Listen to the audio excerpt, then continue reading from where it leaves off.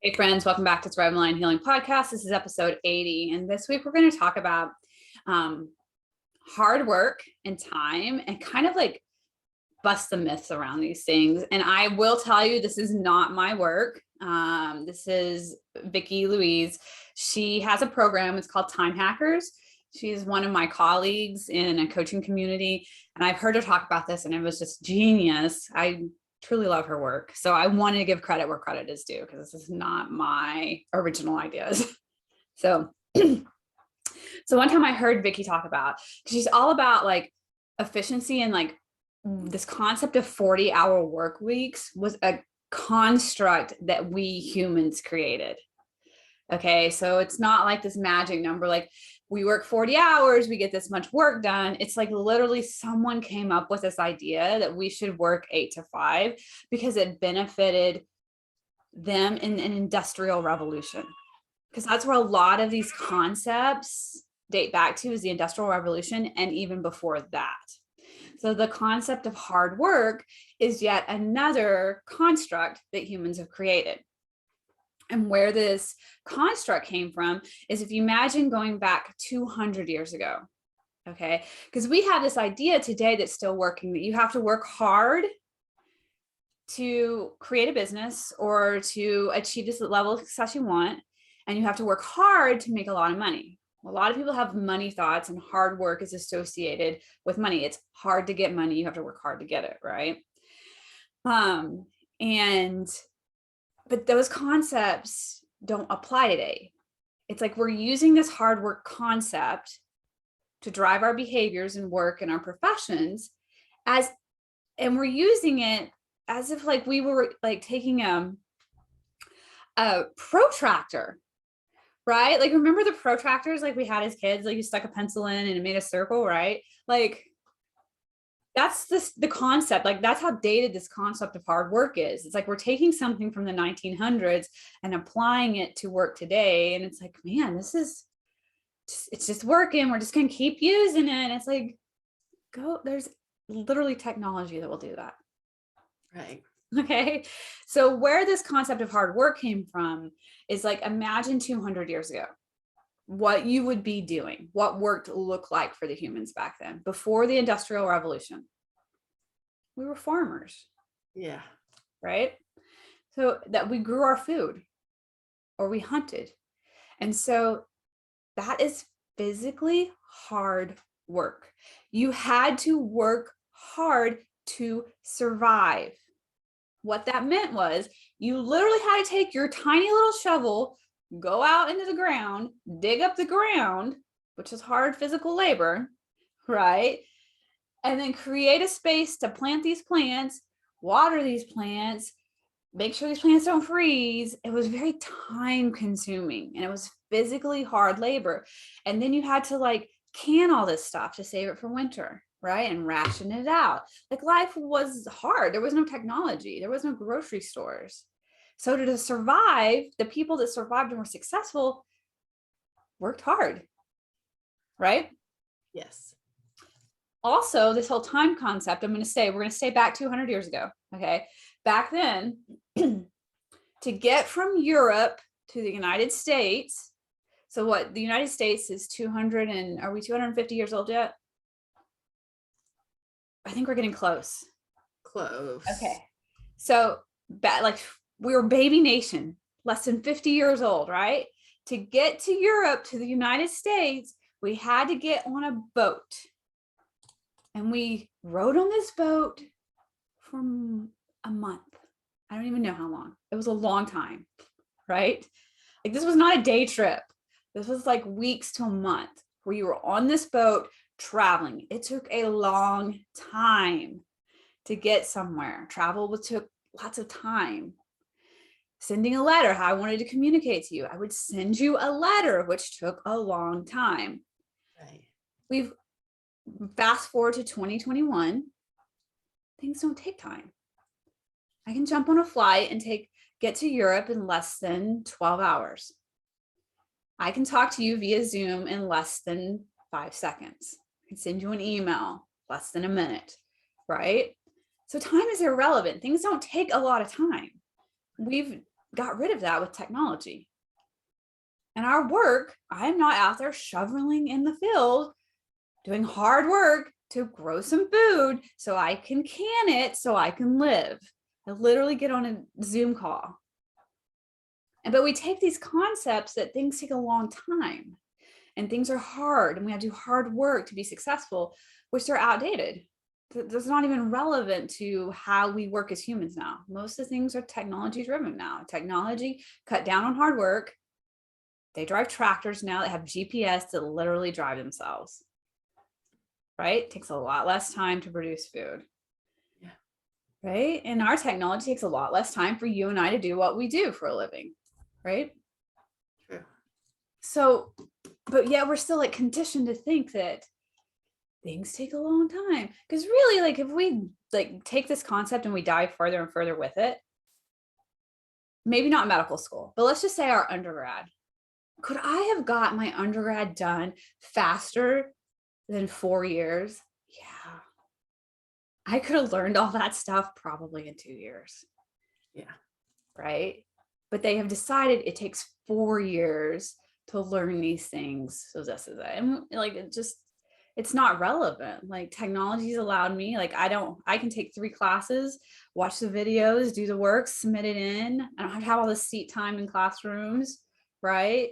Like, so I think just pushing and like looking at this idea of like things take hard work, things take long time, and seeing what it is. Like this was a concept that was created for a different time and different era. Mm-hmm. What are your thoughts on that?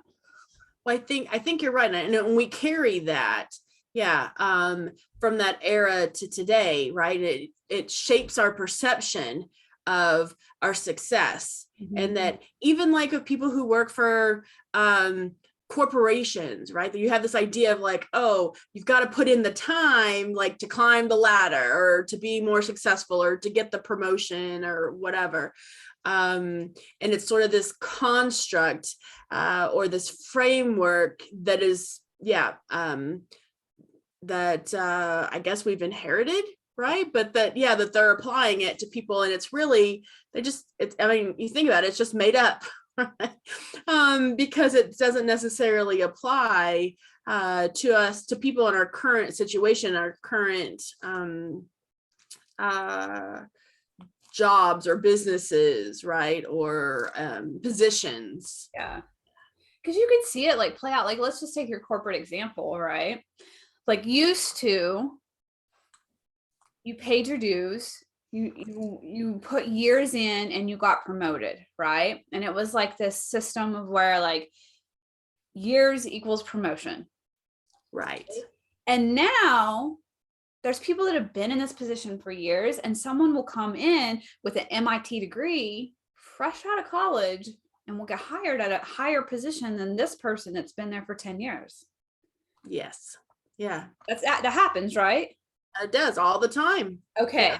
So it's then happening right now. Yeah. time doesn't equal success. No, it doesn't. Yeah. It's that myth, right? That and here's the thing, is sometimes with that myth, people will stay in a job or stay in a position thinking that in the long run, right, that's going to move them forward. It's like, hey, I'm paying my dues, I'm putting my time in to achieve that next level, right, or to get that promotion. And it's just not how it happens these days. Yeah.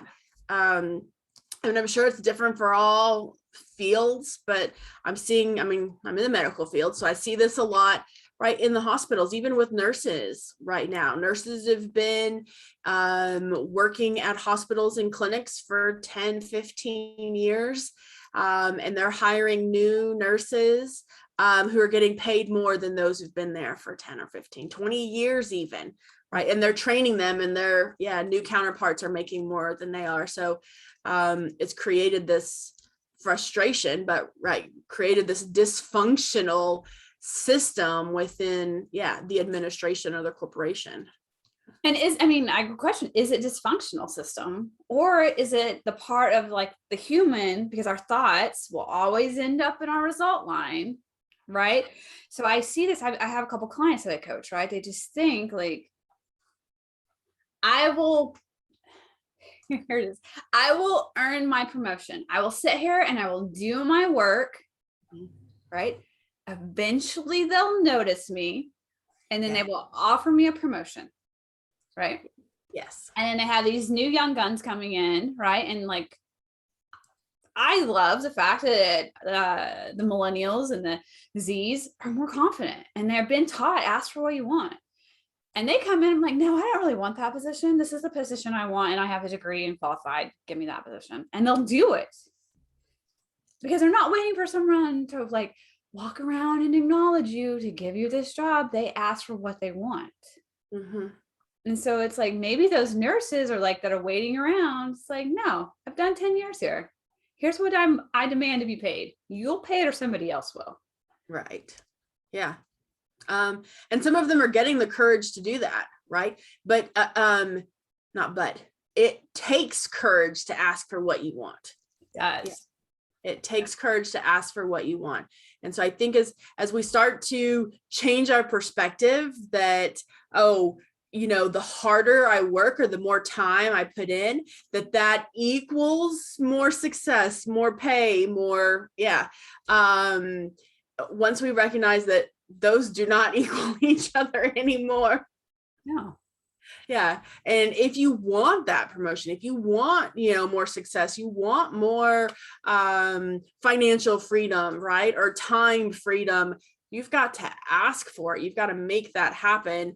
But that doesn't necessarily translate into what we consider hard work. Right. Right. You look at you and I both, we're both entrepreneurs, right? We're both business owners. And both of us have been programmed like to build your medical practice, Carmen. I'm sure you've been told it takes time, and it takes a lot of hard work, a lot of just going out and meeting people, proving yourself, being able to trust you, right? Hours of this investment, right? And then people will start paying you, and then you'll start building your practice, which I kind of know because I know that's kind of how the path that you got to here was. But it's like, I know there's some of those new naturopathic doctors that have graduated at the same college as you that like took a very different path and are extremely successful. True. Yeah. I will have to say, I think this was like early on when I first moved back to Oklahoma and started my practice. I think we had, maybe it was early on in our discussion, because I feel like that we had this conversation, because I had this myth and this perception, right, that I had to work hard. And so there aren't a lot of licensed naturopathic doctors in the area. So when the word kind of got out and people started sharing, right, that I was practicing, that I had opened up a practice and that I was helping people, my phone was ringing off the hook, right? I didn't know what to do with that, right? Like, I answered the call and I, was helping them, but and this ties into a couple of different other issues, but I was scared to charge people money, right? Like I was scared to charge them a fee, a consultation fee. I was afraid I was going to charge them too much, right? So I kind of didn't value myself, but my thought was that I have to work hard in order to make this money, right? Yes. So even though my phone was ringing off the hook, I wasn't there yet. And so I thought, in order for me to make the money that I need, well, I've got to take 50 of these calls and I have to work hard. I've got to do the paperwork and I've got to, see it through. And then if I take 50 of them, then I'll have earned my worth. Right. Value.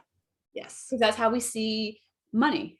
Yeah. You have to go and work really hard and put a lot of time in to be worthy enough to receive this money. Right. When people are obviously knocking at your door, throwing money at you, and you're like, oh yeah, no, I haven't paid my dues. Yeah. And so even though, med school was a challenge, right? I'm always going to say that because it was, but it was a long, I mean, and it was time, right? I mean, I did that hard work in school, right? But when I opened my business, I did not translate that was the hard work that I needed to do to be successful. It didn't translate. It was like, oh, now I'm in a new situation, a new, business. Well, I've got to start from ground zero all over again to climb this mountain. And then all of a sudden, then that, success will come to me. And so, I am excited that other people don't have that perspective because I'm still learning from them. But I translated, that exact myth into the beginning of my practice. Yeah. And I think a lot of us, I coach entrepreneurs, and I think a lot of us do. So I've already hit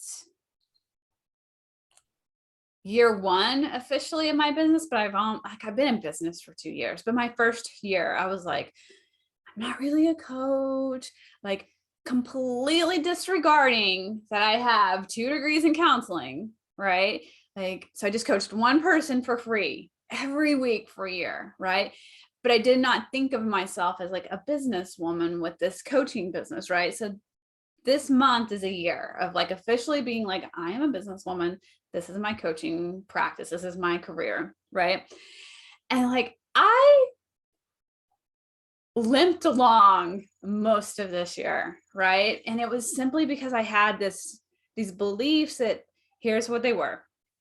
It takes years to build a successful business. Mm-hmm. I've been taught that your first year, like most people are going to go in the red, but try to hit just break even. You're not going to make money, just break even.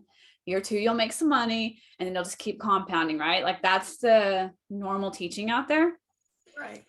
Okay. So I had that belief it's going to take a while to make money, and you have to work really hard to build a business. Yeah. That's what and because those 2 beliefs were driving me, and I always tell you guys, your T line will always end up in your R line. That's what I created. I created very little money the first 10 months of my business. Yeah. Right? Because I was like, it takes a while to make money. So then my brain was like, all right, let's just buffer with like busyness every day and like not knowing what we're doing. Like every day we'll just buffer with busyness instead of going out and meeting people and making offers, like actually helping people. We're just going to do this so you won't make money. Right. And then it had to be hard. So I would tell myself it's hard, that I don't know what I'm doing as a businesswoman. So then of course it was hard because I was like, I don't know what I'm doing. What do I do? I don't know. I know nothing. So I have to figure out anything, right? It's got to be hard. Right. And so you saw how slow my business progressed the first like 10 months because I had these beliefs. It takes time and it takes hard work. And hard work just means I really make it hard on myself. Yeah. I mean, I think that they, if you think like, where does that come from? I mean, like, especially for small business owners, right? Like if you go and you take like business classes, right? At like Votech, or if you work with like small business, SBA, Small Business Association, like they do. And I kind of think that they put that out there as like, to what is that called? Address your expectations, right? Like lower your expectations, right? Of like, okay. And so, and I mean, and that's the statistics, right? I mean, your business is going to be, like maybe in the red the first year, second year. And so that's the statistics that they see, but that's not the rule, right? Like that doesn't have to be the rule.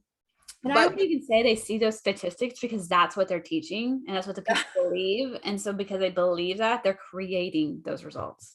Exactly. I was just going to say, well, it becomes this self-fulfilling cycle. Yes. Is that okay? Yeah. If you keep telling people that, and that's what you're teaching and that's what you're showing, well, that's what's going to, continue to be. Right. Yeah, I mean, I love this because then I can take it and like, I'm an athlete, so I love athlete analogies, right? Like, what is it? A 4 minute? Was it a 4 minute mile? I think I'm gonna mess it up. For a long time, humans did not think that we could run a 4 minute mile. Okay. We didn't. Yeah. We didn't believe we could. Yes. Right? Until one human was like, yeah, I think I can. And he broke that 4 minute mile time. Right. And then it just, the floodgates opened because there was one example of it's possible. But before that, nobody did it. Right. Because we believed we couldn't do it. Right? Yeah. Yeah. Then you see more athletes who are challenging that, right? Yeah. That are challenging it and that are doing better than a 4 minute mile because, well, hey, if he's just a human, right? If that person can do it, why can't I? Right. So yeah. And you look at like, so for me, like, yes, when we're like in this realm of like humans trying to manage our expectations for us, what that is they don't want you to feel a negative emotion. This is a coach side. They don't want you to be disappointed. So you know what humans do, because we don't want to feel disappointed, we don't want to feel that emotion, we'll be disappointed ahead of time. Preemptively. Yeah. Right. Yeah. And it's just, I think it's like such a disservice. Like they should not be teaching that. Like we want to lower your expectations, get you in reality. Like whose reality? Whose expectations? Your limited ones? Because there are like the entrepreneur group I'm in, like this is where I started questioning this stuff. Because Stacey would talk about like how last year her business made $5 million. And this year it made $12 million. It's like you literally doubled. You doubled it. Yeah. Right? I was taught like, we'll break even the first year, we'll be like 25,000 the second year. Hopefully we'll be able to maybe double that to 50, but there's no way you're going to get in 6 or 7 or like 7 figures by year 3. That's just not a realistic expectation. Right. And I sit there and watch all these women in my group, like first year I made 70,000, second year I made 350,000. What? It's not a realistic expectation for whoever was teaching the class and whoever was teaching us those things, but that's not the rule. Time doesn't equal success and hard work doesn't equal success. Why do people pay you? Like if I came to you, Carmen, and you were like, okay, like I spent 4 years, you spent 7 years in med school, right? Kim, I spent 7 years in med school. And for your case, I have spent 40 hours researching it. Now then you owe me $200. I wouldn't be like, oh, okay, I'll pay you $200 for all this time.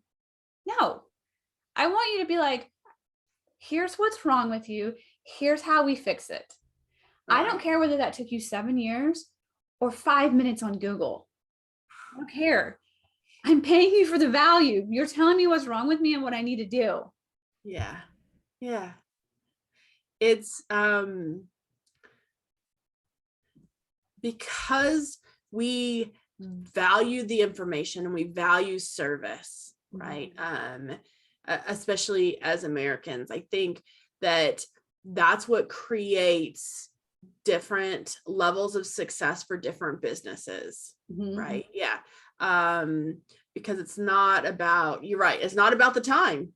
I mean, time is irrelevant, because we don't consider, right? Like if you I love your example because I do get this a lot. People ask a question, right? And oftentimes I do take the time because I want to make sure that my answer to that question is individualized. So I'm not just gonna, sometimes I can answer things like right off the top of my head, but that's not necessarily an individualized answer to your picture because I don't always remember all the ins and outs.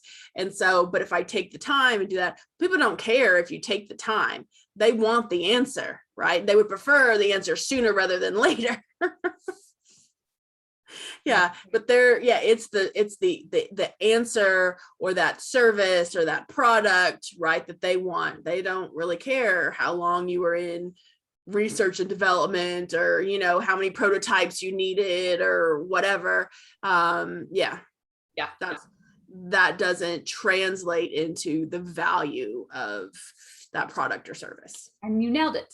Humans, money is just value. It's valuable to us, right? Instead of carrying around 7 baskets of chickens to give to you in exchange for your service, we just condense it down to paper and coin money, right? Valuable to me. You have an answer for me about my health that's valuable to me. You're saying, here's this answer in exchange for that value. We're just exchanging value.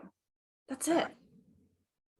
Right? So whether you're giving me your answer and you're charging me $85, okay, I'm going to give you my value of $85, or whether you're charging me 120, the number doesn't matter. It's how valuable it is to me. I will find this value of money to give to you because this is how valuable your answer is for me. Exactly. Yeah. Not you, Dr. Carmen, as the human value. I don't pay you for your humanness. I pay you for that answer, that value that you've got in your hands that I'm wanting. Right. Yeah. But we get it kind of all mixed up as entrepreneurs. Like, you're like, me charging, I'm tying my value and worth as a human into it. So if someone says no, then I feel rejected and not valuable. But they're saying no to this thing I'm offering, not me, because they're paying me for this thing, not me. Right. Yeah. I think that especially for entrepreneurs and for small business owners, because it feels like, it can feel like such a risk, right? And you're putting all your energy, into it. And because we've created this, okay, I've got to work hard, so I'm going to put it's all in, right? And then if that's not the product or service that somebody wants, then you tie those emotions to it. Cause it's like, oh, I did the hard work. I put everything in, the blood, sweat, and tears, like I was supposed to, or like I wanted to.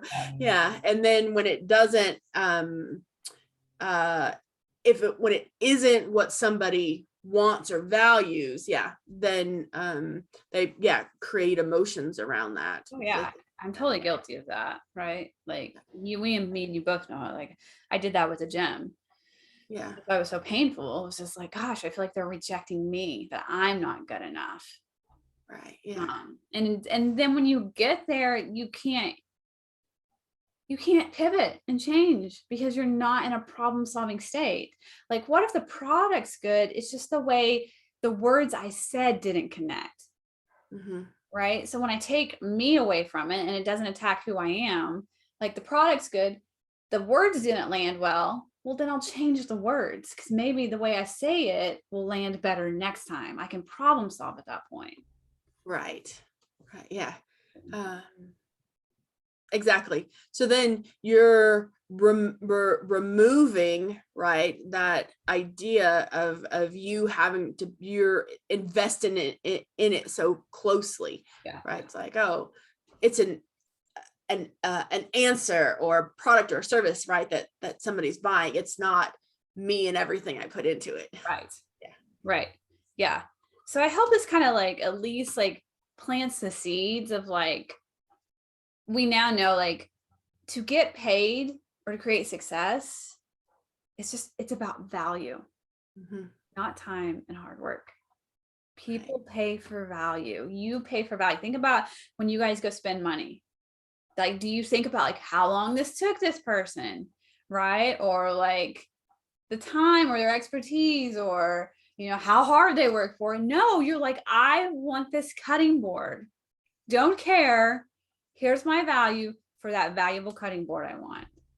Right. Like, so it starts like changing our mindset around like, I have to work hard, or that I have to, this takes a long time.